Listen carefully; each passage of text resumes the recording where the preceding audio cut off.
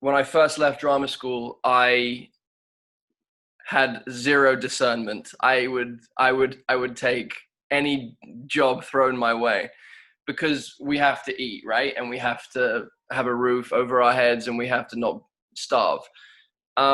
So I was lucky enough to work on some brilliant plays, and a couple of good little TV jobs where I got to learn what it seems like you guys are really intent on teaching students ahead of time, which I didn't get from my theatre training in London, which I think is an amazing thing.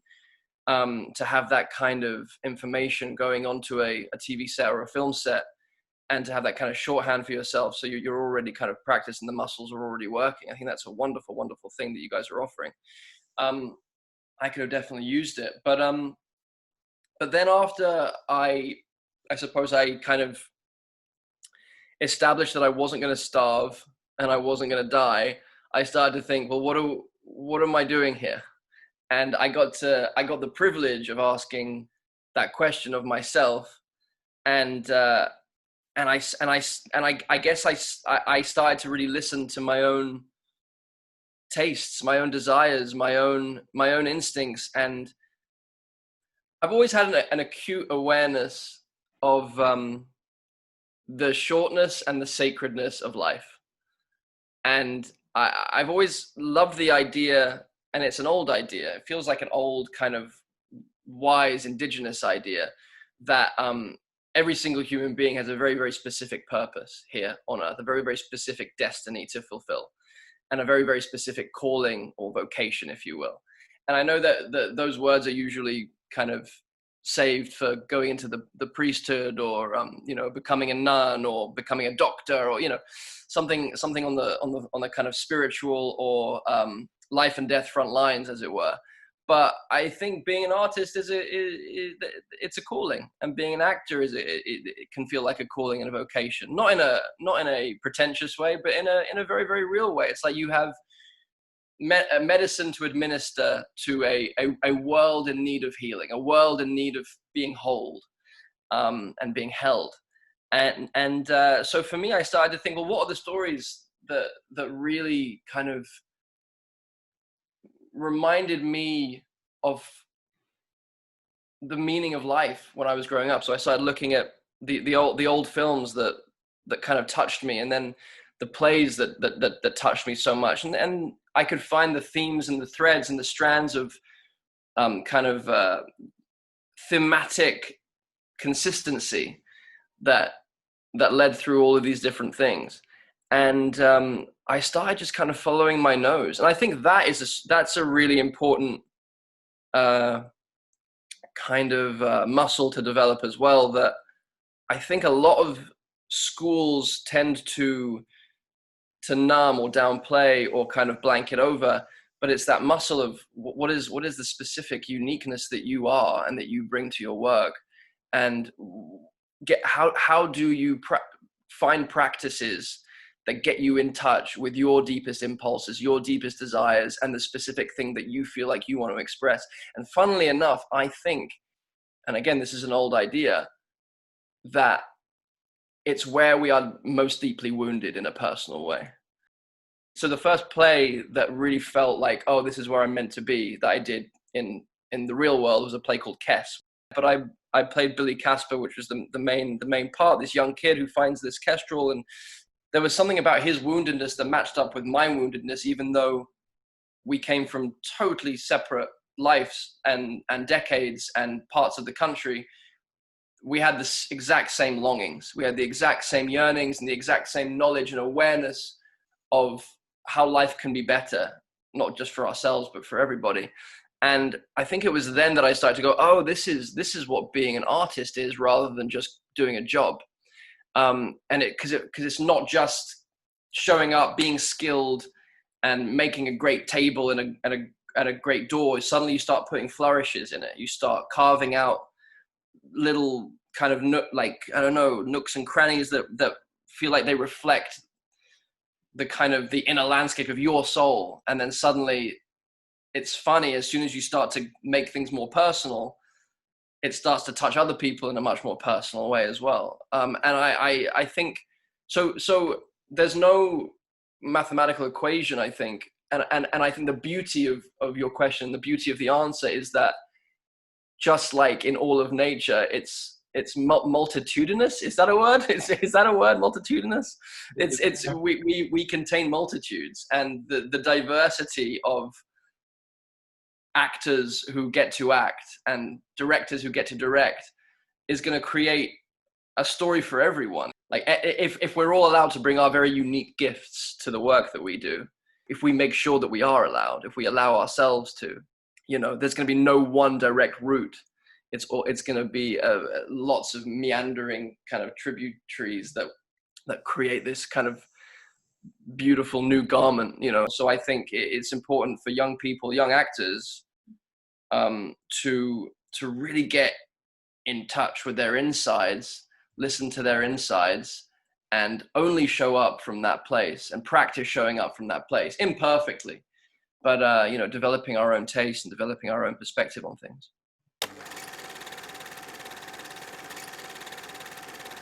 A friend of mine once said, if you want to be an actor, you have to have the heart of a newborn baby and the skin of a rhino. And it's about who holds it. It is actually about who holds their breath longest wins. Like it's no joke. It's life and death. It's what it feels like. I remember I was rehearsing a play called Angels in America in London, and I was in that very free, explorative, anything goes, no pressure. I'm just keeping the channel open, and I'm following impulses. I'm not making any choices. I'm just playing. And then suddenly in week 3, the writer, Tony Kushner, comes and attends a run through of a couple of acts of the play. But we finish these 2 acts, and he can't look me in the eye. And of course, I'm just projecting all of my worst fears into his head and into his mouth and into his heart. And, it goes something along the lines of, why did I cast this guy? This guy not only can't act, but he's nowhere near right for this part. This might be the end of my career if I let this guy play this incredible part that I wrote. Maybe Jake Gyllenhaal should, whatever, all this, like, the kind of classic actor neuroses. And he didn't make eye contact with me. He didn't give me any feedback. And I knew that actually just because I was paranoid doesn't mean that he wasn't thinking all of those things. So I remember going for a walk, and I went for a walk up the South Bank, and I thought, oh, I've been here before. I've been in this position before in my own being. Pretty much every time I'm going to work. Pretty much every time I'm about to step onto stage, or I'm about to step onto a film set or a television set. And maybe this is just a necessary step in my quote unquote process. Maybe this feeling of total nakedness and skinlessness and feeling like I have nothing to offer and nothing to give, maybe this is just what I have to go through in order to get to the place where I always get to, which I get to a place of, if I stick with it, if I go through that, what do they call it? Like the second layer. Like the first layer is, oh yeah, how you doing? How are you? Nice to see you. Yeah, very well. I'm fine. And then the second layer is all of our shit, right? It's all of our stuff. It's all of the rage and the jealousy and the inadequacy and the insecurity and the self-loathing and the desire to kill and to whatever it is. But then if you get down underneath that second layer, the idea is you come to the deep self or the inner self. But the only way to that deep inner self is by going through that second layer, which is it always feels like you're tearing your skin off and you're tearing your hair out, and it feels like you might not make it. And it feels like that every time. And I had this conversation with myself on the side of the Thames, and I said, well, maybe I just got to go back and do the next rehearsal. And that voice inside me was like, what do you mean? No, we can't go back in there. We've humiliated ourselves and embarrassed ourselves. And it's very, very clear that we don't belong. And I said, no, I hear what you're saying. But I just feel like maybe, like, we signed a contract. We have the job to finish. And if they fire us, that's not in our control. But what is in our control is that we show up again. Yeah. Wow, you want to show up feeling so like embarrassed and human? Yeah, I mean, no, I don't really want to, but I feel like it's probably the better choice. So yeah, so I did the next rehearsal and it all worked out fine. But like yeah. So I don't know if that answers your question, but every time there is that sense of self-doubt that I think is necessary for self-belief. I'm glad you bring up Boyer, because I think that was the first time I started to learn about film acting, or acting for camera, I suppose.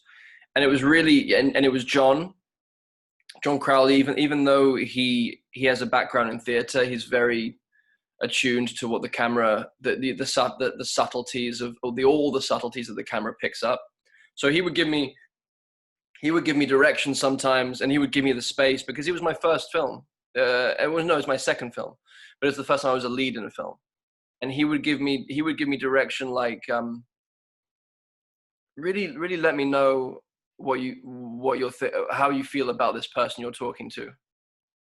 Just without words, obviously, just in the way, just look, make a decision about how you feel, and try it, and don't show me, just trust that it's there. And I kind of probably overdid it, and he was like, trust it, like, you haven't got to think so loud, just think less loudly. Or then he'll be like, think a bit louder, I need to hear your thoughts a bit louder. So it's little adjustments like that I found so kind of mystical and magical. And then he would show me on the monitor, like, the difference of between takes, which was an incredible education. And then there was Peter Mullen, the actor that I was mostly working with on that, who's a legend. I would be really focused before a take and very kind of, trying to, get it right. But Peter, before takes, he would just start chatting with me. And I'd be like, get away. Like, I need to focus on the thing, because I need to win the thing and I need to win the race. So Peter would just be improvising and talking to me. And I realized he was talking to me, Andrew, but he was also talking to me as the character, while the AD was going, okay, everybody settle down. He was just talking to me, and I was like, I need to know when there's actually, when they say action. It's like, I can't hear when they say action. And he's like, who gives a shit when they say action? We're not on a film set right now. We're just having a conversation, and we'll go to that table and order our sandwiches and talk about what we're going to talk about when we feel like it. So he would just, and the beauty of that, the kind of the ownership of that, and the freedom of that I was like, oh, I get it.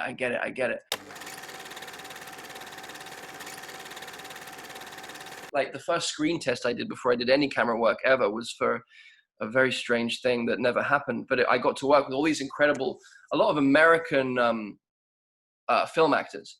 And one of them was Ryan Gosling, who I really admired and still do. And the freedom that he had on this camera test, because I had just done theater, where the word is king, and you have to adhere to every comma and every full stop and every question mark. But this was a guy that just threw out the book, and I really admired it. I thought, oh, this is someone in full ownership of the space. This is someone in full ownership of their instrument, of their impulses, and it was alive, and it was spontaneous, and every take was different. He wasn't concerned at this moment about continuity, which obviously is not is sometimes a really exciting thing to be around, but maybe not the most practical of ways of working. But either way, as a young actor, I just thought, wow, it kind of opened up this idea that we get to define, and we get to have ownership over what we're doing. And that was a revelation to me, about self-ownership, ownership over the way we want to work, ownership over our choices and interpretation of a scene or interpretation of a character. And of course, it's such a collaborative art form, but in an ideal world, you have a director that is longing for the actor to bring themselves fully, longing for the actor to bring their deep impulses and to enhance and enrich and fill up the piece. So those were the first kind of times where I was like, oh, ownership. And I know, Jerry talks about that, about self-ownership, ownership of the space, ownership of the camera. Jerry taught me some really amazing things about absorbing the idea of absorbing. Like it's the reality that we're in is not out there, it's actually in us, and therefore we have total mastery and control over it. Because then a camera, as we know, can be a super intimidating thing, can be this very large, looming, almost like evil, monstrous looking thing. And especially when you kind of know that you haven't got much time left in the day to get a scene that's quite complicated or requires some form of emotional deep dive, and you have this thing that's looming over you going, well, if I'm ready, are you? It's a really powerful thing to go, oh no, you're a part of me, and I'm not controlled by you, you're controlled by me.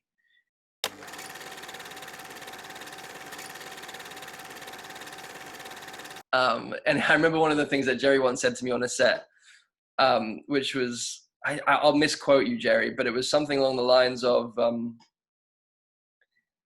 just care a bit less, or maybe try and get it wrong. like just the open field of that adjustment for an actor is profound. It creates profound play and profound results. What was it that Brando said about relaxation? He said it in a really eloquent, inelegant way. I remember that story of his nephew coming out and visiting him on his island in Tahiti or whatever, and he was like, you can come if you don't ask me about acting. He's like, okay, I won't ask you about acting. And of course he gets here, he's like, I want to talk to you about acting. And he's like, no, I don't want to get off my island. He's like, okay, I'll tell you one thing. If your asshole is like this, you're in trouble. If your asshole is like that, you're probably going to be doing pretty good acting. So, that's really simple, crude advice, but kind of true. When we're relaxed and open and our instrument can respond, that's when it gets exciting.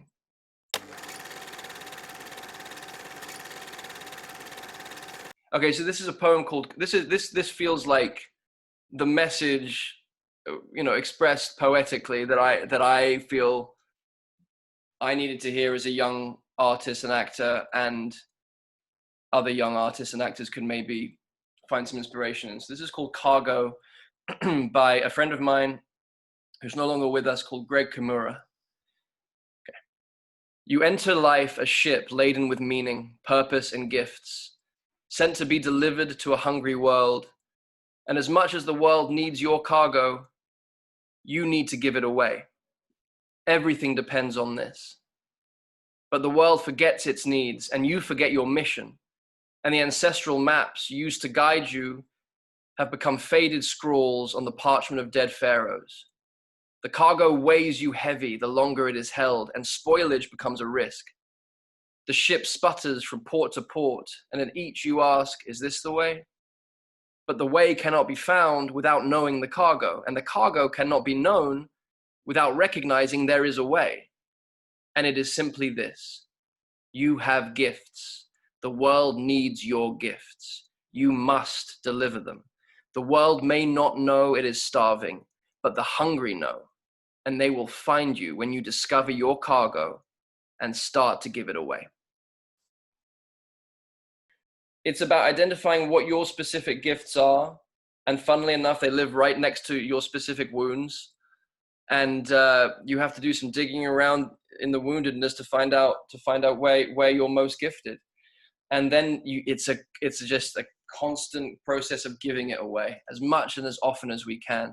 And that's service. That feels like service to me. Like, I think it's hard, we associate being actors with being kind of egotistical and attention seekers and, at worst, whores. But I would say we offer a service. We administer medicine. We like soul medicine. So